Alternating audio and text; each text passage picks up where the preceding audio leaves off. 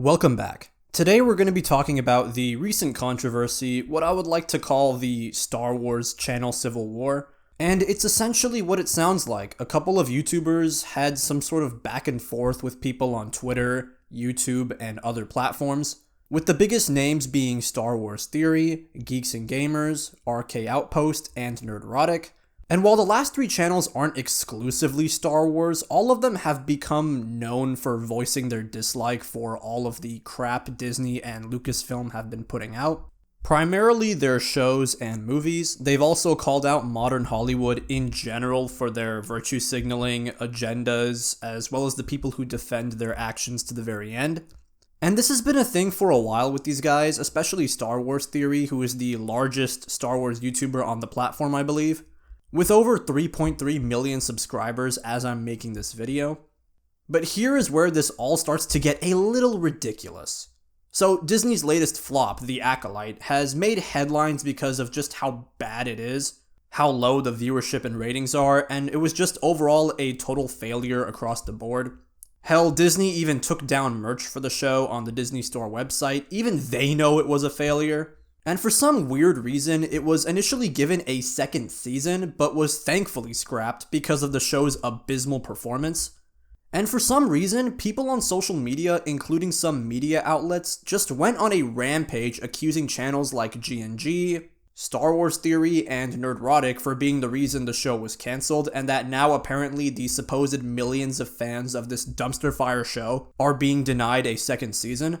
They've also been accusing these channels of being racist and sexist, primarily because the main lead of The Acolyte is a black female played by Amanda Stenberg. Which, yeah, let's just forget the terrible plot, boring characters, awful design, bad acting, blatant disregard for everything George Lucas created. The fact that the main lead has the emotional range of a stick of celery, and the fact that she also made a diss track on the people who didn't like where the show was going. Yeah, let's just forget all of that. It must be racism and sexism. Even though no one had a problem with Leia, Lando, Ahsoka, Sam Jackson as Mace Windu, and tons more. It could just be that unlike those characters, these new characters and shows that Disney keeps writing just aren't compelling or written well, but what do I know? So anyway, there's this petition to YouTube that's been going around that was shared by another channel known as Star Wars Explained, or at least the wife of the guy behind Star Wars Explained, that seeks to demonetize Star Wars Theory and other quote-unquote right-wing channels for essentially just disliking a show and what Lucasfilm has been doing overall. They were also accused of spreading hate and encouraging their followers to go after people who think differently, which I kind of find to be absurd because I haven't seen anything that would prove that they actually tell their fans to go out and spread hate and attack others for having different beliefs. It definitely happens, but I have yet to see anything proving that they are the cause of it. Listen, I don't care how you feel about these guys, but trying to deplatform people and destroy not only their livelihoods, but their families, their employees, and their employees' families, just because they don't agree with you or don't like you, is just psychotic and a sick thing to do. And let's be completely honest with ourselves, Star Wars just hasn't been good recently, at least not as good as it used to be. And what we're seeing here is Disney actively making decisions that alienate their audience. And when those people rightfully call them out on it, Disney and Lucasfilm immediately spin it back on them and call them racists, homophobes, and sexists. You got media outlets like Rolling Stone publishing hit pieces based on nothing but false claims. You have YouTubers and other people on social media who will eat up anything Disney makes, calling for these guys to be censored, canceled, and deplatformed. All so that they can secure those free tickets, those red carpet rollouts, the free merch and flyouts to Disney events. Isn't it ironic that the people who constantly say how tolerant and inclusive they are just foam at the mouth at people who don't agree with them?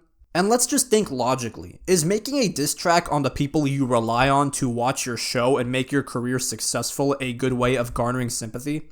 Is that a good way to get people to watch your show? I'll let you answer that one. So now various Star Wars channels have jumped in to give their input on the situation, and it's gotten to a point where legal action has become an option.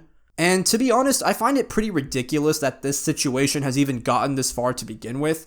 Thankfully, this new cancellation attempt failed because realistically, if they can't provide any evidence of the claims, then they really have no argument here. And this is just yet another case of people who just can't handle opposing viewpoints on things. They think the platform is a place for only their own beliefs, and people better not dare say that they don't like the things they do. This is why I call this a civil war in the Star Wars space. It's been happening for a long time. It does happen in other communities and fandoms.